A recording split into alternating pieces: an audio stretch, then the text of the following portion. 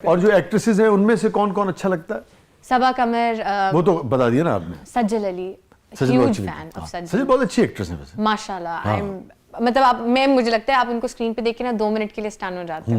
ये वो लोग हैं जिनसे आप सीख सकते हो। मुझे लगता है मुझे सीखना है इन लोगों से। मुझे सज्जल में बड़ी डेप्थ है, बहुत ज्यादा। हाँ, बहुत डेप्थ। वो जो अपनी आंखों से कर जाती है ना, मुझे पर्सनली लगता है कि एक्टिंग होती आंखों से है।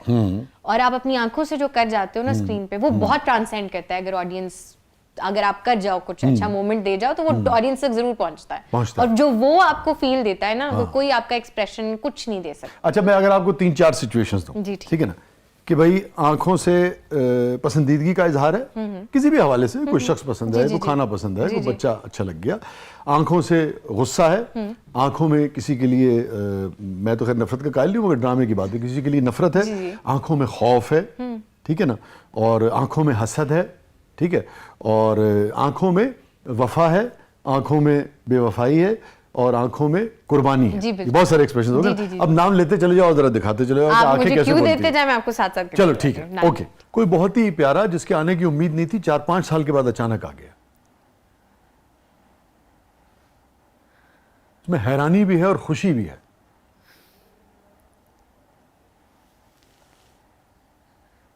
और कोई ऐसा लौट आया कि हैरानी है और दुख है और खौफ है।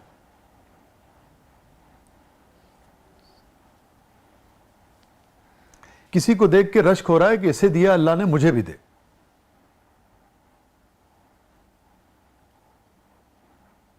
और किसी को देख के हसद हो रहा है कि इसे क्यों दिया है।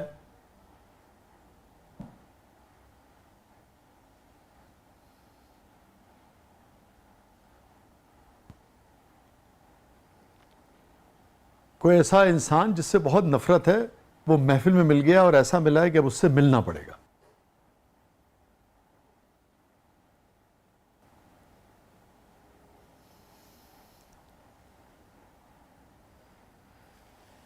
कोई आपका पर्स उठा के ले गया।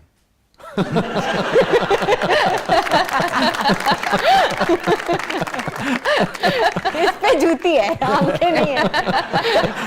कोई ऐसी चीज जिसे खरीदने की बरसों से ख्वाहिश थी मगर पैसे नहीं थे, अब वो चीज सामने है, सामने से गुजर रही है या मौजूद है।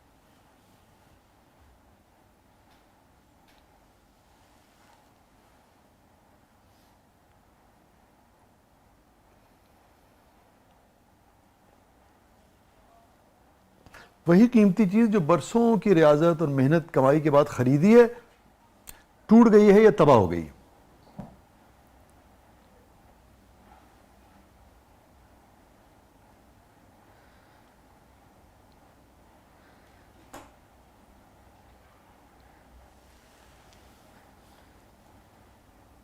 किसी को देख के गुजरे हुए 10 साल 10 सेकंड्स में गुजर गए हैं नजरों के सामने से।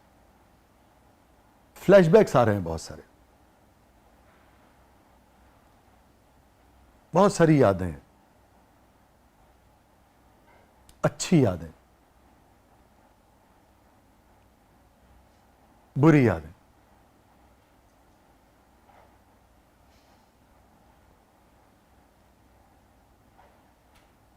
किसी को देखते ही शदीद गुस्सा आया।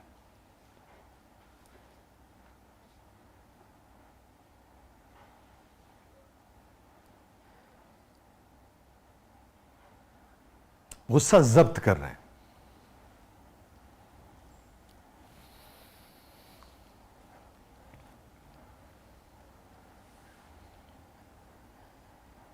किसी को शदीद इग्नोर कर रहे हैं।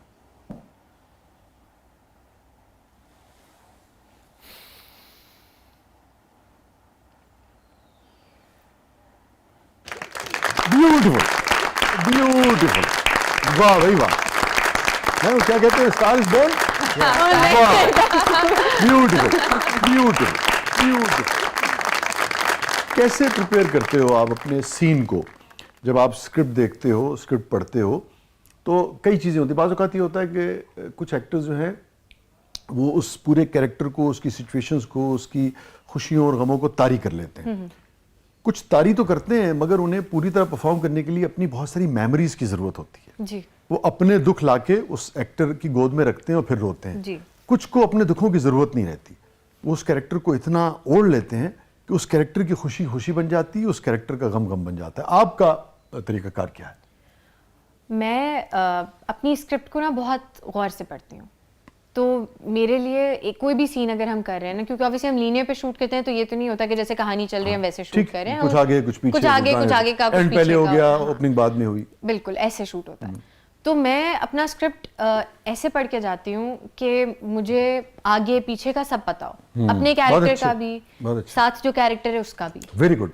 तो दैट हेल्प्स मी अलॉट। मेरा उस वक्त उस सिचुएशन में मुझे मेरे पिछले को-स्टार ने कहा था कि आप जब उस सिचुएशन में होते हो ना, तो आपने अपने कैरेक्टर के नजरिए से सोचना है कि वो इस सिचुएशन में क्या करेगा।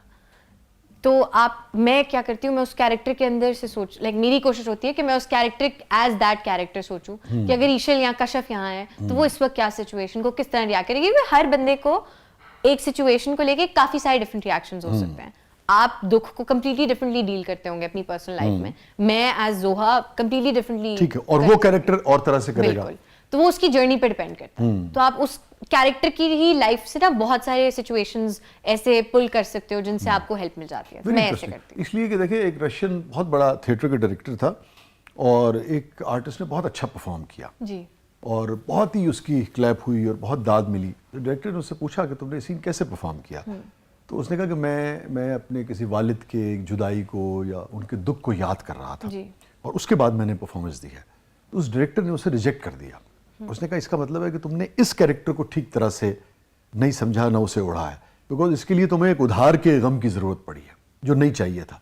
असल बात तो वो है जो आप कह रही हैं कि वो कैरेक्टर क्या सोचता है, ये है असल परफॉर्मेंस। बहुत अच्छी बात है ये बात आपको, क्योंकि मैं बताऊँ जहाँ ये बात एज ए प्ले राइट मैंने देखा, ये जो आपने बात की ना, मुझे बहुत ही खुशी हुई। ये बात 30-30, 40-40 साल के बाद भी बाज़ एक्टर्स को समझ नहीं आती और बहुत फ़ख्र से कह रहे होते हैं कि जब मुझे खुश होना होता है तो मैं फ़लाना खुशी याद करता हूँ, मुझे जब दुखी होना होता है तो मैं फ़लाना अपना दुख याद करता हूँ।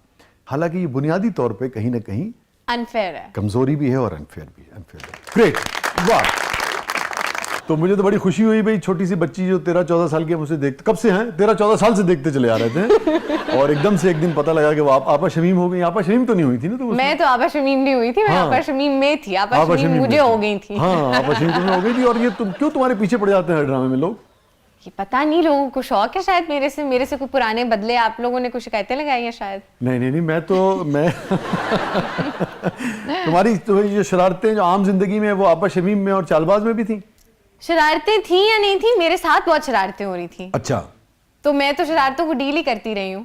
पहला प्ले आपका आपा शमीम था या चालबाज था? पहला आपा शमीम। पहला वजह कैसा तजुर्बा रहा? बहुत अच्छा। मुझे आपा शमीम की वजह से और उसमें जो कॉन्फिडेंस मिला था एज एन एक्टर, उसकी वजह से मैं आज हूँ जहाँ भी हूँ। थोड़ा सा जो जितना अक्सर 1 सेंटीमीटर मैंने कवर किया है, that's because of that, because वो मेरा पहला था, तो वो ऑब्वियसली मेरे लिए बहुत स्पेशल है। ये जेंजी हम्बल भी होती है?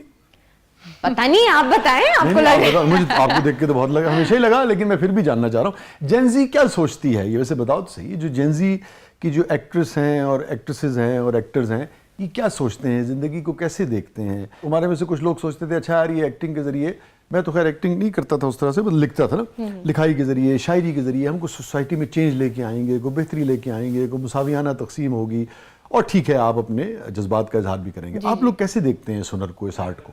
Obviously acting is another form of art. और हमारा अपनी बात करूं और अपनी जेंजी की बात करूं तो हम सबका एम तो यही है कि जो पुराने जो भी कोई मिसकंसेप्शंस हैं या जो हमारी सोसाइटी के इश्यूज हैं उनको हाईलाइट करें, उनको अपने आर्ट के थ्रू चेंज करें, कोई ऐसा मैसेज जरूर पहुंचाएं जिससे हमारी सोसाइटी में कोई पॉजिटिव चेंज आ जाए। ये बहुत एतराज होता है आजकल के प्लेस पे, हर दौर में होता था, अब जरा ज्यादा होने लगा है कि भाई जो साज बहू की कहानियों तक महदूद कर दिया है। मैं तो एज ए प्ले राइट समझता हूँ कि इस पे बिल्कुल पाबंदी इस तरह से नहीं होनी चाहिए कि वो भी होते रहना चाहिए, जो लोग वो देखना चाहें वो देखें। उसके अलावा जो दीगर सब्जेक्ट्स हैं, जो दीगर इश्यूज़ हैं, उनके ऊपर भी यानी कि मीडिया को प्लेटफॉर्म जो है वो फराहम करने चाहिए कि जिसने वो देखा है वो देखें, जिसने ये देखना ये देखें। बिल्कुल। तो आपको कैसा महसूस होता है, किस किस्म के प्लेस में आप काम करना चाहती हैं? ऑब्वियसली एज एन एक्टर आपका यही कोशिश होती है कि आपका हर रोल आपके पिछले रोल से डिफरेंट हो। मुझे तो यही ऑब्वियसली मैं यही प्रेफर करूंगी कि मेरा हर रोल पिछले रोल से डिफरेंट हो। लेकिन coming back to the fact कि जो स्क्रिप्ट्स हैं उसकी ऑडियंस है, as actors, as being part of the industry, हमारे पे डेफिनेटली ये रिस्पॉन्सिबिलिटी लाई करती है कि हम कोई मैसेज वाली प्लेज और कुछ ऐसा सामने लाएं जिससे कुछ बेहतरी की तरफ जाए।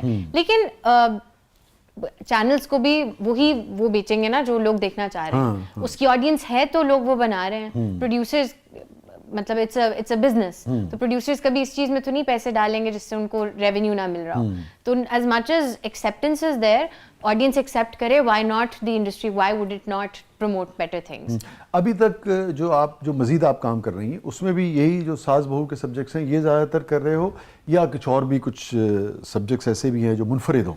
नहीं, मैंने अब मुझे 1-2 स्क्रिप्ट्स ऐसी आई हैं जो अच्छी स्क्रिप्ट्स हैं। और अब हमारी इंडस्ट्री में बहुत सारा चेंज आ भी रहा है। अब आप लोगों के सामने ऐसे ड्रामे आए हैं, आई थिंक ऑडियंस ने जिनको बहुत पसंद किया, जैसे पामाल एक है, केस नंबर 9 है। These are very good projects और अच्छे प्रोजेक्ट्स बन रहे हैं और इनका फीडबैक भी अच्छा है। फीडबैक अच्छा है। केस नंबर 9 का बहुत अच्छा फीडबैक आया था, पामाल का बहुत अच्छा, और जो शाहजेब साहब ने लिखा है। जी बिल्कुल, अच्छी चीजें बनेंगी तो लोग देखेंगे। लेकिन ये ऐसा नहीं है कि पहले बनती नहीं आई। अब हमारी ऑडियंस ज्यादा एक्सेप्टेंस की तरफ जा रही है, टूवर्ड्स डिफरेंट जॉनर्स हम लोग एक्सप्लोर करना चाह रहे हैं। अभी कुछ ऐसे जॉनर्स एक्सप्लोर हुए हैं रिसेंटली जो पहले नहीं होते थे। दैट हैव ओपन्ड, मसलन हॉरर कॉमेडी। अच्छा, अभी ये क्या था, जिनकी शादी उनकी शादी। अच्छा, मैंने देखा। हाँ, लेकिन जिन भूत वाला तो it was the first horror comedy I think in a very long time। मैंने तो नहीं देखा था अपने बचपन से। तो इंडिया ने फिल्में बनाई हैं इस पे, वो स्त्री वगैरह को इस तरह। जी वो फिल्में है ना, हम लोग अपनी इंडस्ट्री की बात करेंगे तो हमारे तो प्लेज में ऐसी पहले कभी इस तरह से इन चीजों को एक्सप्लोर नहीं किया। वैसे अगर गौर किया जाए तो हॉरर बुनियादी तौर पे कॉमेडी ही होता है। बिल्कुल कॉमेडी होता है। ऑप्शन दी जाए कि अच्छा भी ये रोमांटिक रोल है, ये एक बहू का रोल है, ये एक पिसी हुई बहू है, ये एक साजिशी बहू है, और ये सारी बहू है, इनमें से कौन सी बहू बनना है? और ये एक बच्ची एएसपी है, तो कौन सा कैरेक्टर आप करना चाहेंगे? एएसपी। अच्छा, डिफरेंट, क्योंकि डिफरेंट है। हमेशा से एक्ट्रेस बनना चाहती हैं? हमेशा से। I think 4।